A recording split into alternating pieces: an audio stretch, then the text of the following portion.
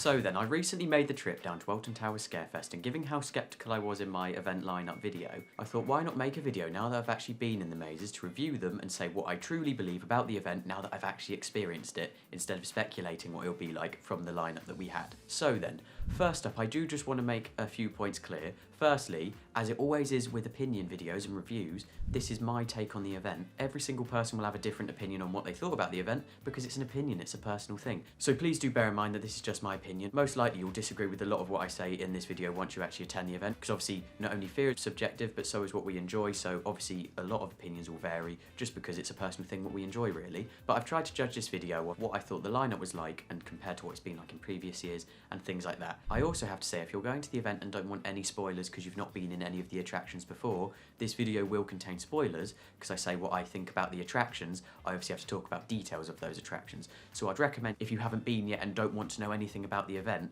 to watch this video after you've been, because I don't want to spoil the event for anybody, because I truly believe that especially within scare events, not knowing what's coming makes it so much more fun. I think I just quoted Derren Brown's Ghost Train then unintentionally, that's awful. First off, I'll start with things that they had roaming around the park. Alton Towers Ancestors returned again this year, really great, thought that was brilliant, just like I said in the lineup video. It's great to have entertainment every, I think it was half hour their shows, if not on the hour. Really lightened up the mood and made it great. The lawns had obviously the shows on the main stage on the Alton Towers lawns with obviously the bars. I'll be honest, although we did sit by the main stage, we mainly went there for, we wanted to get some lunch and a beer, so I sat down and had some lunch and a pint and watched the entertainment while having a bit of a chat. So to be honest, I wasn't really engaged with what was going on. It seemed like good fun, it was more family friendly stuff, it wasn't anything extravagant or anything, so I'm not really going to criticise that because it wasn't bad by any regards, although I do have to say the lineup of food and drinks offerings is pretty much what we had in Oktoberfest. As well as that, we had a scare zone return to the park this year, which is incredible to say. It's been years since we've had a scare zone at Towers, and that is of course Burial Grounds, and I have to say this scare zone was phenomenal. I really do believe that this was great to have at the park, and it was a really good scare zone. I did do it later in the night, so that may have helped. I will say if you're nervous for it, do it in the day, because the darkness around this scare zone really did help with actors being able to sort of creep up on you without you noticing. Had a decent amount of actors in it, to be honest, and they were really quite in character and going for the scares, and it did fit the story of the Wicker Man quite well. So really good fun. It wasn't the shortest of scare zones either, so definitely recommend trying that. We were there for opening weekend, by the way, on the Saturday and Sunday, although they clearly did have a bit of grief with the torches. It went from walking past it at lunch and seeing both the torches out the front on, to walking past it a bit later and one of them on, and then I think when we walked past it when we were leaving the park, neither of them were on. Now that, to be fair, that's probably because they'd closed the attraction by then. But yeah, they clearly had a bit of grief with the pyrotechnic aspects of the scare zone, but really good nonetheless, and plus it's something in your ticket price. It's something that I can't praise enough because I absolutely hate paying for mazes because I'm a very stingy person, clearly. So then, on to scare mazes. Now, first up, we've got one which I didn't personally go in, mainly because I did have other things to go in, so I didn't have the time. That is Trick or Treat Town. Now, luckily, I visited this year with my family, and my sister wanted to do it with my dad, so they went through it, and I've essentially heard what I've seen a lot of people saying, in that really good attraction as always, really nicely themed, and you can knock on doors and it's good fun. Although you're not getting enough sweets for what you pay, given I think it's 12 quid, it's either 12 or 10, I'm not sure, don't quote me on that. It's around that ballpark though, and you essentially got, I think we counted 7 bags of Haribo, and they're the little ones. If you're looking for something which isn't a scare maze, but something that kids can enjoy from the event, which is a little bit spooky and a little bit fun, then definitely go and try it for that aspect, just don't expect to get loads of sweets. So then, on to the mazes. Now first up, I'll go on the returning mazes for this year. Darkest Depths, same as most years. I didn't notice anything different. Again, I do have to stress, I've got ocular orbinism and nystagmus, not the greatest vision in the world, so chances are I've missed a lot of things if they have added it, so do bear that in mind as well. So I often do miss a few little details that they've added new, but from what I saw, it was pretty much identical from previous years. It's an okay maze. In fact, I would say it is the perfect maze to take someone in as their first scare maze, because it isn't very intense. It's a really good maze. The smells are really good in there actually, apart from the sick smell, which I forgot about and thought that somebody in front of us had actually been sick, which shows how observant I am at the best of times really, doesn't it? But yeah, great maze, I guess, because it is a good maze. It's just one that's been returning for years.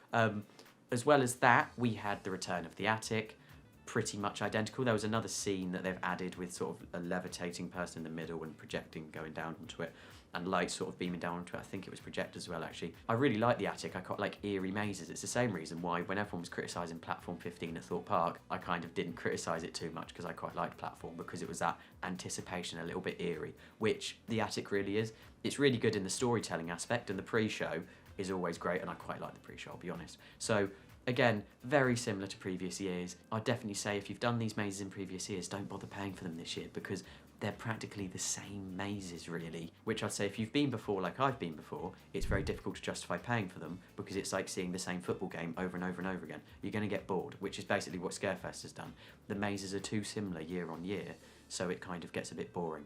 As well as that, we had the invitation return this year. Now this is an attraction which I say for all the other attractions at the event, they're great mazes, but the bit of it returning is what upsets me. The invitation, I'll be honest, is the maze which I have the least support for, and it's not me trying to be negative towards towers here. I just really don't think it works, and I'm not sure if it's that they struggle to sort of pull it off at Alton Towers because of throughput, I'm not sure, or budget, but knowing what Darkfield can do, this attraction is kind of a laughing stock for them.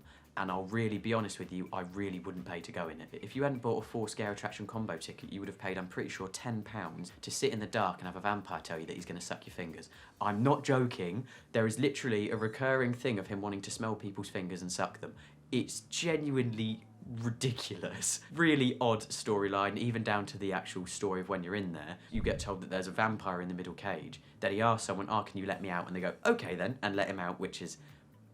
I don't even know. So I'll be honest, I'm not the biggest advocate for the invitation, mainly because the storyline to it I don't really think works anyway. It's not very intense in terms of actually even the scares at all really. It's just a vampire in the middle who, surprise surprise, eventually gets you. It just doesn't do much for me, and it doesn't do what Darkfield should do. Both the Terminal and the Invitation aren't attractions that I liked, and I didn't expect to see either of them return this year, which obviously the Terminal hasn't returned this year. Thorpe Park clearly listened to the criticism, whereas the Invitation has. So if you are going to the event, I would recommend skipping it. The scare element they've added to it is about 30 seconds additionally. You come out of what is the actual part where you sit and have your obviously binaural headphones on, which are very high quality by the way. They are the quality sound that Darkfield provides, it's just not the right storyline. You essentially get up, there's one actor as you're leaving, there's one person who comes down the cage, you walk out, then you walk around the corner, and at the exit part somebody has, I think it was a push down panel, or like a push up, the ones that drop and make a bang noise, and essentially jump scares you. That was about it from what we had in it, which lasted not even 30 seconds additionally.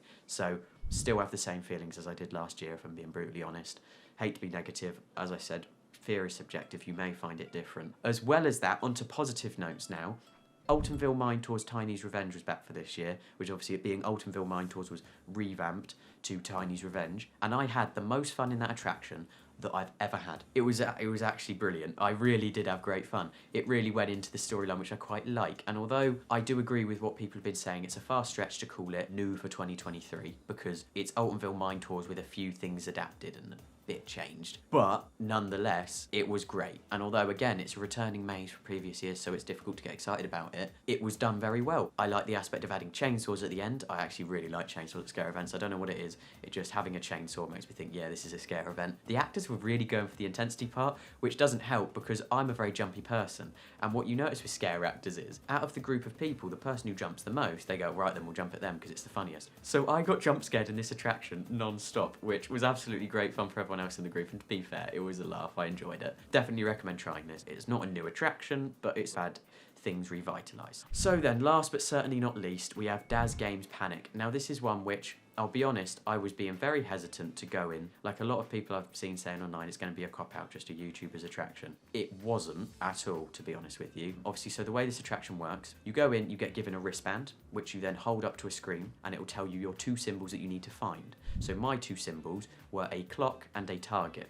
Then you leave that, go round, and you obviously get safety briefing before we went into what is the pre-show, which is essentially a really long shipping containers with I think 3 separate entrances, which you don't go in yet, but you stand along the shipping container in front of the screens. Before you do this, by the way, you scan your wristband one more time just to make sure you know what your symbols are. You get briefed by Daz Games himself, and he essentially says how you need to go around this attraction. You have 7 minutes to find your symbols. You need to scan your wristband against each of them. Each of them need to turn green, then you can scan it against the exit and you can leave, and obviously there's a leaderboard, you're timed and all of that. So really cool idea actually, and the pre-show was very intense. I'll be honest, I was getting quite nervous in it, especially when he says you will be alone. I kind of was going, oh no, here we go, this is going to be intense. And that's where it kind of ended, I'll be honest. The pre-show was really long, obviously I'm guessing for batching, because everyone goes in at once, because it's more of like a find your things in a massive arena aspect instead of a fixed route maze. Once you're in there, it was good fun, and the technology behind it was brilliant. Now, what I will say is because it was so fixed on finding your symbols and sort of scanning your wristband against it, I think the money went into that and they didn't have enough left over to theme it,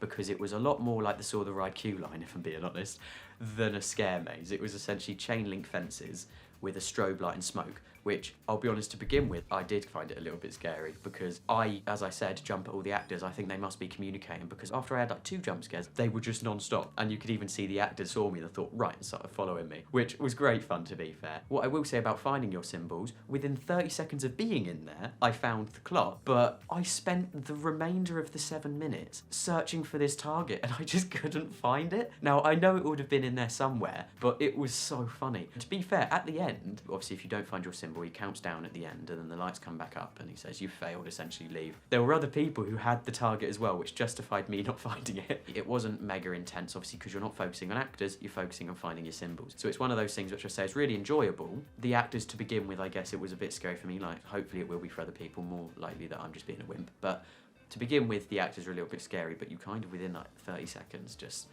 get so sidetracked with finding your symbols that you sort of forget that it's a scare attraction at all, to be honest. So it was good fun. I'd recommend trying it once. £10 is steep, if I'm being honest.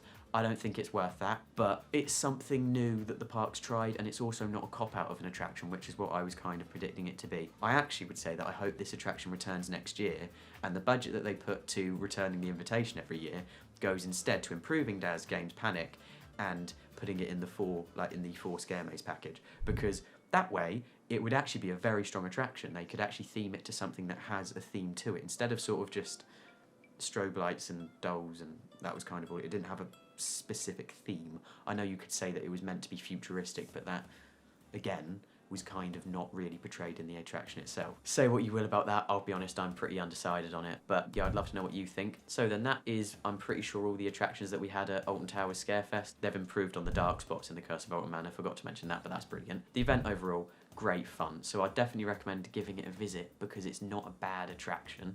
It's just, if you've been in previous years, I personally would recommend picking and choosing the attractions you go in, not spending all the money to go in every single maze and then finding, oh, hang on a bit, this is a bit of deja vu here from previous years.